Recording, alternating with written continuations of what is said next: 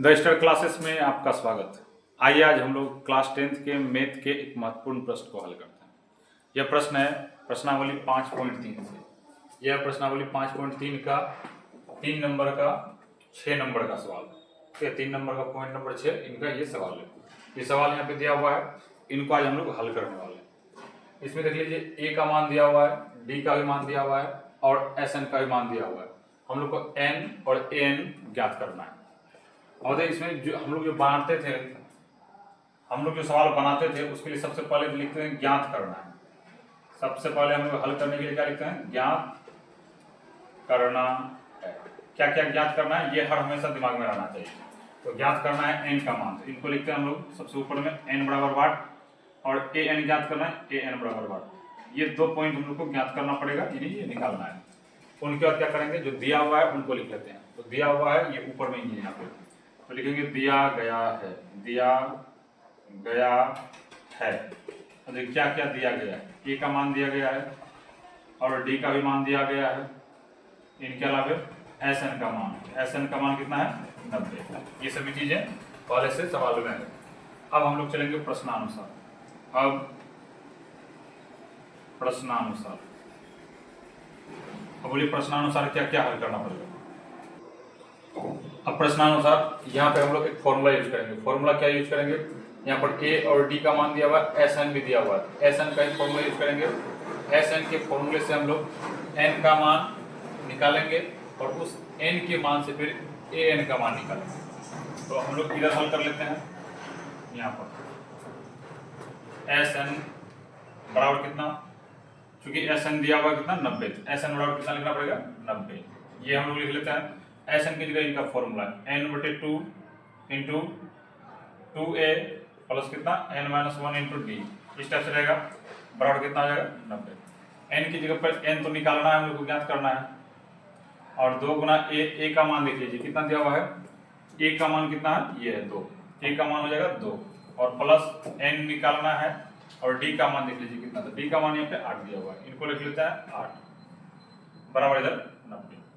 इस दो को गुना कर देते हैं, उस तरफ भेज, क्योंकि ये ब्रैकेट के साथ में गुना में, इस 2 को भेजेंगे तो ये भाग के रूप से वहां चला जाएगा गुना के रूप में। तो यहाँ बचेगा कितना n इंटू, इनको अंदर भी गुना कर लेते हैं 4 और प्लस इनको 8 से गुना करते हैं। इनको हल कर लेंगे कितना हो जाएगा 8n, और यहाँ से गुना कर लेंगे तो -8, ये हो जाएगा। और ये हो गया 90, और ये हो जाएगा 90 गुना कितना 2, क्योंकि ये वाला 2 को उधर भेज दिए।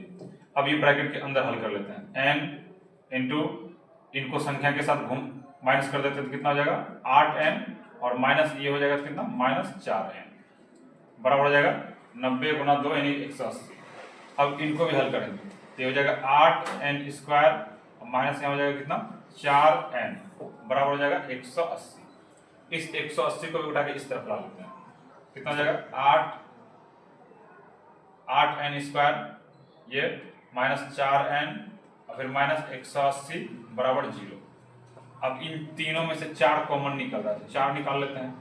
और यहाँ हम लोग 4 से जब कॉमन निकालेंगे तो इसको भाग लगा के देखेंगे। यहाँ भाग लगा के देखेंगे कितना जाएगा 2n स्क्वायर, माइनस में यहाँ से 4 निकल गया तो हो जाएगा n, और ये माइनस में हो जाएगा, यहाँ 4 से भाग लगा देंगे कितना हो जाएगा ये 45, बराबर कितना 0। अब इस 4 को ये ब्रैकेट के साथ में, ये पूरे ब्रैकेट के साथ में 4 है, ये गुना के रूप में है, इधर ये गुना के रूप में है। इनको उठा के उस तरफ भेजेंगे, किसके रूप में जाएगा? ये भाग के रूप में जाएगा। अब 0/4 हो जाएगा, तो 0/4 का वैल्यू कितना होगा? 0 ही होगा। यानी इस पूरे समीकरण जो ब्रैकेट के अंदर में ये और बराबर लिख सकते हैं हम लोग 0। अब इनको हल कर लेते हैं। ये इतना है ब्रैकेट के अंदर, इतना बराबर 0 हम लोग यहाँ लिख सकते हैं। तो यहाँ लिखेंगे कितना 2n स्क्वायर -n -45 बराबर कितना 0।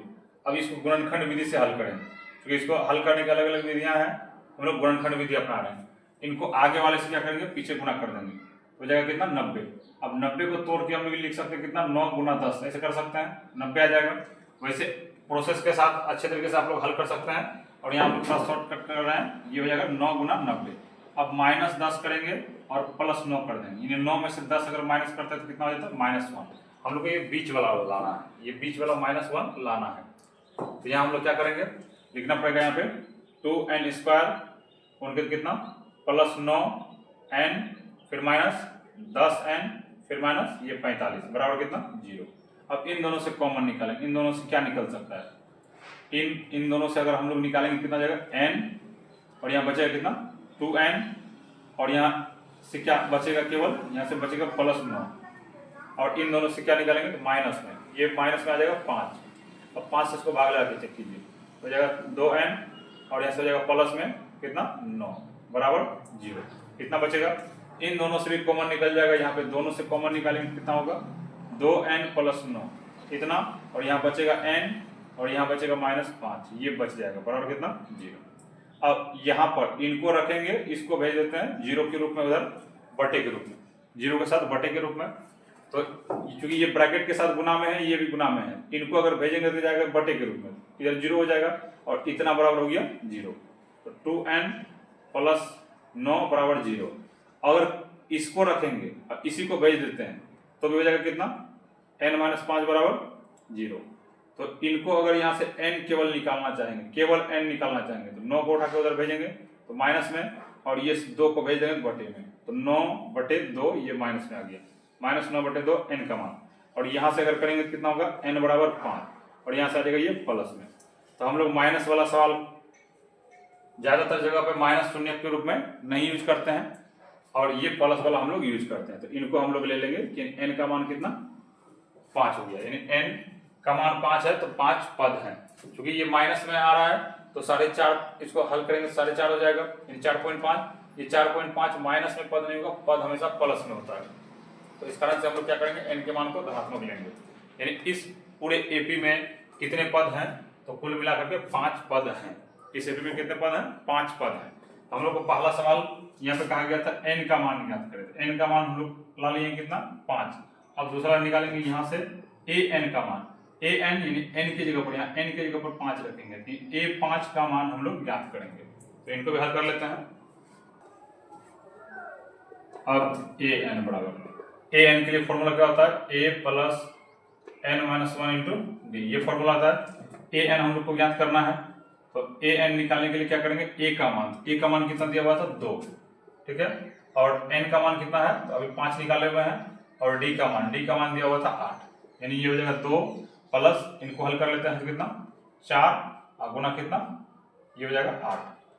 तो यहाँ हो जाएगा 2 + 32 बराबर हो गया पूरा ऐड करके 34, यानी an का मान कितना आ जाएगा 34। तो n का भी मान पता चल गया और an का भी मान पता चल गया, ये दोनों चीजें हम लोग को ज्ञात करना था। तो हम उम्मीद करते हैं इस सवाल को आप लोग अच्छे तरीके से समझ गए होंगे। अगर यह वीडियो अच्छा लगे तो लाइक और शेयर जरूर कीजिए, और हाँ, यदि चैनल पर नए हैं तो चैनल को सब्सक्राइब करना बिल्कुल भी ना भूलिएगा। धन्यवाद।